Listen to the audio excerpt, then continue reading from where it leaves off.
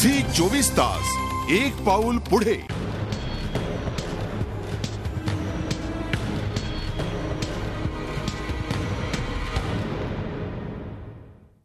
निष्क्रियतेचा बळ या विषयावर आपण चर्चा करतोय। या तिसऱ्या भागाची सुरुवात करताना मी जातोय अरविंद गोखले यांच्याकडे। अरविंद गोखले, एक काहीसा हायपोथेटिकल वाटणारा मी प्रश्न तुम्हाला विचारतोय, काल्पनिक वाटणारा प्रश्न, नंतर तोच प्रश्न घेऊन मी डॉक्टर भरतकुमार राऊत यांच्याकडेही जाणार आहे। तो काल्पनिक प्रश्न असा आहे की उद्या जर भारताने 19 किलोमीटर चीनमध्ये घुसखोरी केली असती आणि जर सरबजीत सिंग सारखा एखादा पाकिस्तानी हेर भारताच्या एखाद्या सुरक्षित असलेल्या जेलमध्ये मारला गेला असता तर आंतरराष्ट्रीय प्रतिक्रिया नेमकी काय उमटली असती आपल्याला असं वाटतं? आणि अशा घटनेची, सरबजीत सारख्या घटनेची आंतरराष्ट्रीय चौकशी व्हायला पाहिजे की नको? या प्रकरणाची आंतरराष्ट्रीय स्तरावरती पूर्णपणे चौकशी व्हायला पाहिजे, यात शंका नाहीये। दुसरी गोष्ट अशी महत्वाची की या चर्चेमध्ये आपण सातत्यानं सरबजीत सिंगचा हेर म्हणून उल्लेख करतो, पण तो हेर नव्हता हे भारत सरकारनेही अनेकदा सांगितलेलं आहे। त्याचे जे वकील होते आवेश शेख यांनी सुद्धा ते कबूल केलेलं आहे। तो चुकून, म्हणजे ते स्टेटमेंट तर असं आहे की तो दारू प्यायलेल्या अवस्थेमध्ये चुकून सरहद्द ओलांडून पलीकडे गेला। He was a mistaken identity. हे आपण एकदा मान्य केल्यानंतर आपण त्याचा हेर म्हणून उल्लेख करणं हे पहिल्यांदा मला वाटतं चुकीचं आहे असं वाटतं। नंबर 2 की चीनमध्ये असंच जर आपण 19 किलोमीटर आतमध्ये गेलो असतो तर त्यांनी थेट त्याचा मुकाबला केला असता आणि ते आपल्यावरती चालून आले असते। आपण इतके दिवस हे सहन का करत आलेलो आहोत हा माझ्या पुढे असलेला महत्वाचा प्रश्न आहे। आता राजनैतिक दृष्ट्या हे बरोबर आहे की अयोग्य आहे हा विचार करून चालणार नाही, कुणी आपल्याला जुमानत नाही ही वस्तुस्थिती आहे। म्हणजे तुमच्या मनातच फक्त या घटनेबद्दल प्रक्षोभ आहे आणि इथं आमच्या मनामध्ये काही प्रक्षोभ नाहीये असं नाहीये। सरबजीत सिंगच्या हत्येबद्दल आमच्या मनातही तेवढाच प्रक्षोभ आहे, तेवढंच आम्ही संतापलेलो आहे। सकाळपासून मी तर अतिशय संतापलेल्या अवस्थेत आहे।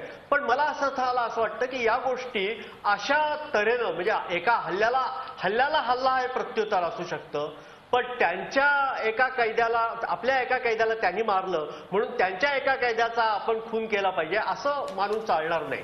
पण त्याही पलीकडे आपण जरब बसेल असं काहीतरी आपलं परराष्ट्र धोरण आहे हे दाखवून देण्याची गरज आज निश्चितपणानं निर्माण झाली आहे, हे मात्र मी आवर्जून सांगू इच्छितो। भरतकुमार राऊत, हल्ल्याचं उत्तर हल्ला, डोळ्याचं उत्तर डोळा निश्चित असू शकत नाही हे आपण सगळ्यांनी मान्य करूया। पण कुठेतरी मला तुम्हाला हा प्रश्न विचारायचा आहे की जर आपण अशी आगळीक केली असती तर आपल्यावर आंतरराष्ट्रीय काय प्रतिक्रिया उमटली असती? भाग क्रमांक 1। आणि नंबर 2, आता जे आपल्याला अरविंद गोखलेंनी सांगितलं की याचे काही मार्ग असतात, त्यातला एक मार्ग असा असू शकतो का की ऑगस्ट 2012 मध्ये आपण पाकिस्तानचा FDI, फॉरेन डायरेक्ट इन्व्हेस्टमेंट, या देशात मान्य केला। आता त्या फॉरेन डायरेक्ट इन्व्हेस्टमेंटकडे आपल्याला अधिक बारकाईनं बघायची गरज निर्माण झाली आहे?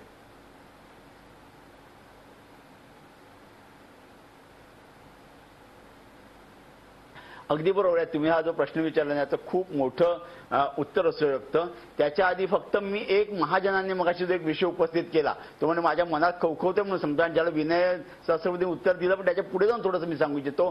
त्यांनी आंतरराष्ट्रीय कायद्याची आणि आंतरराष्ट्रीय नीती नियमांची भाषा केली।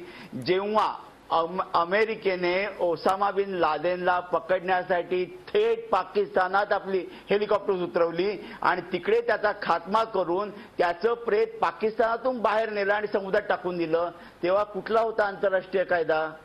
त्याच्यापूर्वी इस्रायलचं जेव्हा विमान, जेव्हा अरबांनी किंवा आणखी कोणीतरी जे थेट युगांडामध्ये नेलं तेव्हा अटंबीला जे काय ऑपरेशन करण्यात आलं, एका देशाचं विमान दुसऱ्या देशामध्ये नेलेलं असताना तिसऱ्या देशाच्या लोकांनी तिकडे ऑपरेशन केलं आणि त्या सगळ्या हवाई चाच्यांना ठार मारलं, तेव्हा कुठला होता आंतरराष्ट्रीय कायदा? तेव्हा कायदा वगैरे या सगळ्या गोष्टी बळी तो कानपिळी अशा असतात। आणि म्हणून आता ह्याच्यावर मी तुमच्या प्रश्नाकडे येतो की रामदासांनी जे म्हटलं होतं की ठकाशी असावे ठक, खट नसता अशी खट नट। हा पाकिस्तान हा जर का झिम्बाब्वे देश असेल, ते महाजन जे आपल्याला झिंगोइझम म्हणत होते, पाकिस्तान हाच एक झिंगोइझ देश आहे। अशा झिंगोइझ देशाला फार सनदशीर मार्गांनी उत्तर देण्यासारखी परिस्थिती नाही। परंतु असं एक जिंगोश उत्तर त्यांना देत असताना दुसऱ्या बाजूला आपण युनायटेड नेशन सारखे ज्या फ्रंट्स आहेत अशा ठिकाणी हा प्रश्न अत्यंत प्रभावीपणे मांडला पाहिजे.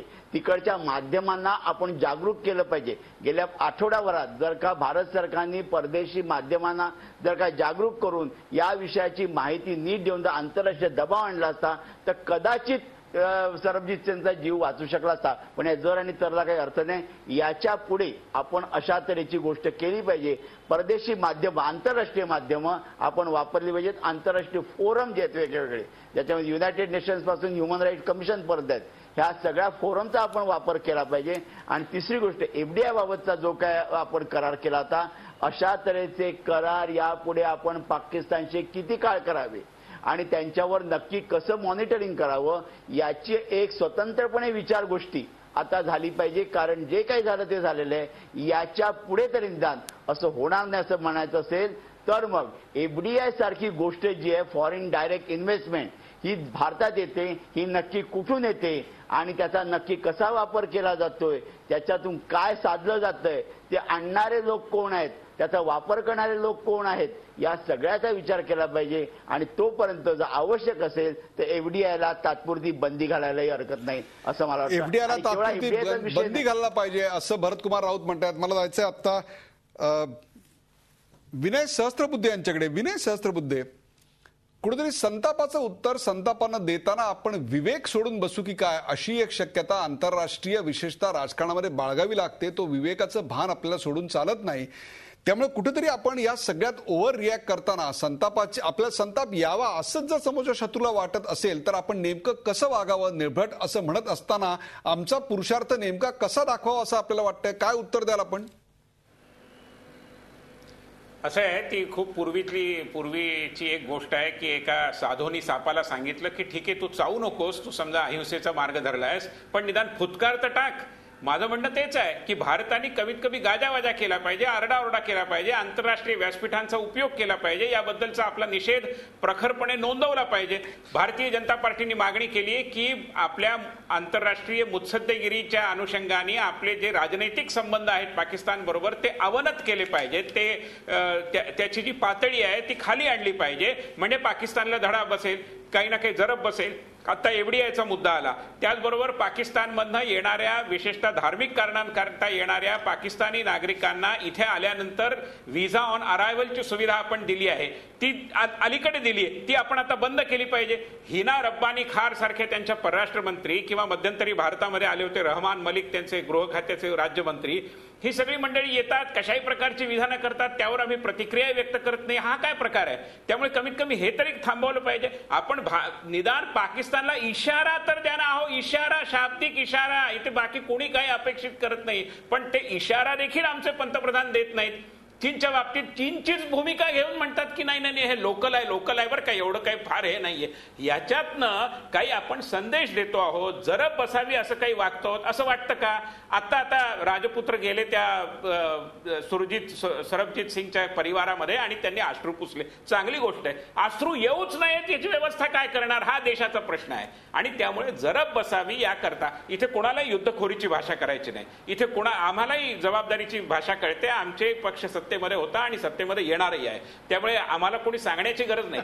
मुद्दा असा आहे की या देशाचा म्हणून एक पुरुषार्थ आहे त्याचा सन्मान आपण करणार आहोत का नाही त्याची अभिव्यक्ती आपण करणार आहोत का नाही का त्या सापासारखं म्हणजे आम्ही फुटकारणं देखील विसरून जाणार आहोत. हा आज देशाच्या नागरिकांच्या मनात असलेला प्रश्न आहे. तो प्रश्न जो आहे अतिशय योग्य मांडलेला आहे. आता घ्यायचा आहे मला एक ब्रेक पण ब्रेक नंतर डॉक्टर रत्नाकर महाजन यांना मी विचारणार आहे की सौरभ कालिया 1999 साली त्यानंतर झाला हेमराज त्या नावं आणि यानंतरची पुढची पावलं नेमकी काय असायला हवीत याचं विवेचना आपण पुढच्या भागात करणार आहोत. कुठे जाऊ नका पाहत राहा झी 24 तास. आपण पाहताय निष्क्रियतेचा बळी.